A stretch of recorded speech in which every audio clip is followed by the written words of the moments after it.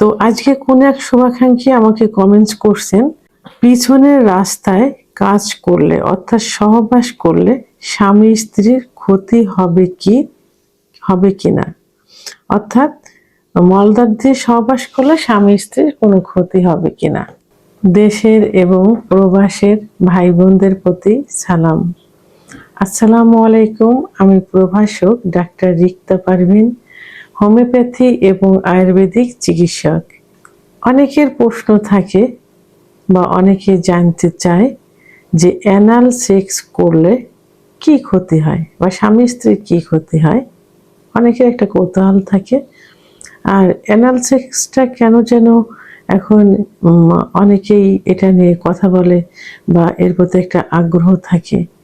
তো প্রথমেই আমি এটা দিয়ে শুরু করব যে অ্যানাল সেক্স কিন্তু ইসলামী ধর্মীয় দিক থেকে সম্পূর্ণ নিষিদ্ধ এবং কবিরা গুনাহ। কারণ আল্লাহ তাআলা যৌন মিলনের জন্য বা সহবাসের জন্য নির্দিষ্ট জায়গা দিয়েছেন। সেটা পুরুষের পুরুষাঙ্গ, মহিলাদের যৌনাঙ্গ, যার মাধ্যমে বংশবিস্তার হয় এবং সৃষ্টির ধারা অব্যাহত রয়েছে। তো সেটা আল্লাহ তাআলারই সৃষ্টি নির্দিষ্ট জায়গা। আর অ্যানাল যেটা অর্থাৎ মলদ্বার, এটা দিয়ে কি হয়, সমস্ত পেটে সমস্ত ময়লা আবর্জনা কিন্তু এই পথ দিয়ে বের হয়, অর্থাৎ যত জীবাণু সব কিন্তু এখানেই থাকে। ধন্যবাদ সুন্দর কমেন্টস করার জন্য এবং সচেতন হওয়ার জন্য। অন্তত এতটুকু সচেতন হয়েছেন যে এই মলদ্বার দিয়ে সহবাস করলে কোনো ক্ষতি হয় কিনা। আসলে মলদ্বার কি? এটা পেটের ভিতরে যত জীবাণু আছে, মল আছে, সব ওই পথ দিয়ে বের হয়ে যায়। এখানে কিন্তু কোনো কামরসও আসে না, এখান দিয়ে সেক্স উত্তেজনা এখানে আসে না। এটা হলো বিকৃতি রুচির একটা বহিঃপ্রকাশ। আর বিকৃতি রুচির বহিঃপ্রকাশ হিসাবেই তারা এই কাজটা করতে চায়। যারা অ্যানাল সেক্স করে, যে স্বামী স্ত্রী যে মহিলা পুরুষ অ্যানাল সেক্স করে, তাদের চেহারার ভিতর কিন্তু কোনো লাবণ্যতা থাকে না, ইনোসেন্ট কোনো ভাব কিন্তু চেহারার মধ্যে থাকে না। একটা বিকৃতি রুচি দেখলেই তাদের বোঝা যায় যে এরা অ্যানাল সেক্সে আসক্ত। তো এই জন্য, কারণ মানে ইসলামের মানে কোনো কিছু এর মধ্যে থাকে না, অর্থাৎ সেই সৌন্দর্যটা এর ভিতর ফুটে ওঠে না। তো এটা কি কারা করে?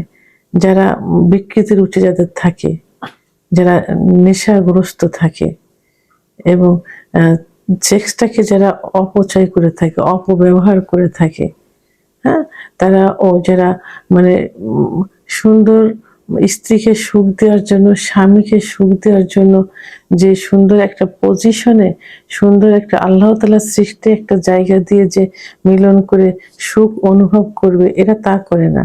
এদের কি হয়, এরা মানে যে কোনো জায়গা দিয়ে বীর্যপাত ঘটাতে পারলেই মনে হয় যে এরা যৌনটাকে ভোগ করতে পারছে। এইটা তো অ্যানাল সেক্স করলে কি হয়? অ্যানাল সেক্স করলে স্বামী স্ত্রী উভয়েরই কিন্তু ক্ষতি হয়, কারণ মলদ্বার দিয়ে কিন্তু বাচ্চা হয় না। মলদ্বার সেক্সের কোনো জায়গা না, এখানে কামরস থাকে না, এখান দিয়ে কোনো উত্তেজনা আসে না, বরং বীর্যপাত ঘটলে আবার মল যেভাবে বের হয় এভাবে বের হয়ে আসে। তো এখানে মলদ্বার দিয়ে সহবাস করলে স্ত্রীর যে পথ, স্ত্রীর যে মলদ্বারের যে পথ, এই পথটা কিন্তু লুজ হয়ে যায়। একটা সময় টয়লেটের বেগ আসলে এটা কিন্তু চেপে রাখতে পারে না, বেরিয়ে যায়, কারণ জায়গাটা লুজ হয়ে যায়। এবং ওর ভিতরে টিস্যু, সূক্ষ্ম টিস্যু থাকে এবং এটা অনেক সময় চিড়ে যেতে পারে, হেমারেজ হয়, প্রচুর ব্লিডিং হতে পারে, অনেক সময় হসপিটালাইজড করতে হয়। বেশি হয়ে গেলে অনেক সময় মৃত্যু মুখেও কিন্তু পতিত হয়। এখানে ইনফেকশন হয়ে যেতে পারে, ঘা হয়ে ঘাট থেকে ক্যান্সারও হয়ে যেতে পারে। এখানে কি হয়, পাইলস হয়, পরবর্তীতে পাইলস হয়। এবং সিভিলিস গোনোরিয়ার জীবাণু যাতে থাকে, অনেক সময় এটা স্বামীরও হতে পারে, এইডস স্ত্রীরও হতে পারে। এইডস এর মতো মরণঘাত ব্যাধিও কিন্তু হয়ে যায় অর্থাৎ পাইল অ্যানাল সেক্স করলে, অর্থাৎ পিছন দিয়ে সহবাস করলে, যেটা জানতে চেয়েছেন আমার শুভাকাঙ্ক্ষী। অনেকেই অ্যানাল বোঝে না, এই জন্য পিছন দিয়ে অর্থাৎ মলদ্বার দিয়ে সহবাস করলে এই ক্ষতিগুলো হয়। সবচেয়ে বড় কথা হলো যে আল্লাহ দেওয়া যে নির্দিষ্ট একটা জায়গা, সেটা রেখে আমরা কেন, যে পথ দিয়ে আল্লাহ তৈরি করেছেন যে পেটের সমস্ত জীবাণু মল ওই পথ দিয়ে বের হবে, একটা খারাপ একটা নিকৃষ্ট একটা জায়গা, আমরা কেন সেই জায়গা দিয়ে এটা করতে যাব? এই জন্য অ্যানাল সেক্স করা যাবে না। অ্যানাল সেক্স স্বামী স্ত্রী উভয়েরই ক্ষতি হয়। এখনকার অনেক সময় স্বামীরা বলে যে তাদের স্ত্রীরাই অ্যানাল সেক্স করতে চায়। অনেক মহিলারাও কিন্তু এখন অ্যানাল সেক্সে আসক্ত। আগে তো শুধু জানতাম যে পুরুষরাই জোর করে এটা করে, এখন কিন্তু মহিলারাও কিন্তু জোর করে স্বামীদের এই কাজে বাধ্য করে। কিন্তু আল্লাহর রহমত পাইতে হলে এই পথ থেকে দূরে সরে যাইতে হবে। সুখী স্বাচ্ছন্দ্য জীবনযাপন করতে হলে আল্লাহর দেওয়া নির্দিষ্ট জায়গা দিয়ে সহবাস করে বা স্রষ্টার সৃষ্টি যে পৃথিবীর যে বংশধারা অব্যাহত রয়েছে সেই ধারাকে অব্যাহত রাখতে হবে। ভিডিওটি সম্পর্কে যদি কোনো মতামত থেকে থাকে অবশ্যই কমেন্টসের মাধ্যমে জানাবেন। আর ভিডিওটি ভালো লাগলে লাইক, কমেন্ট, সাবস্ক্রাইব করে আমার সঙ্গে থাকুন। আল্লাহ হাফেজ।